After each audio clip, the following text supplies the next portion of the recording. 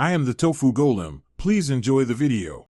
You begin by laying the jacket flat and fully unzipping as far as the slider will go. This lets you see the stopper and teeth alignment. Once done, inspect the top and bottom stops and identify whether the slider is bent or missing. Start by carefully removing any thread or fabric caught in the teeth with a seam ripper and loosen the bottom stop with pliers if it's crimped in place.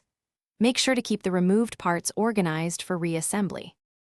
Next, feed the new slider onto the zipper from the bottom while keeping both rows of teeth perfectly aligned. This is critical because misalignment causes jams.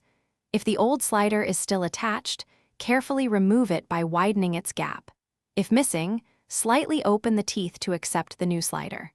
Once the slider moves smoothly up and down for a few centimeters, position the bottom stop and crimp it gently with pliers or sew a reinforced bar tack to prevent the slider from coming off. Finally, zip the jacket fully several times while applying light tension to ensure the slider engages each tooth and the fabric doesn't catch. This confirms a proper repair. If you notice teeth splitting or the slider riding over teeth, widen or narrow the slider slightly with pliers or swap to the correct size slider.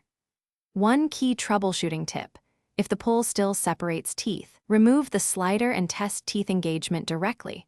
Often bent teeth or a mismatched slider size are the root cause and require replacement. Thanks for watching. Consider subscribing if we helped you today.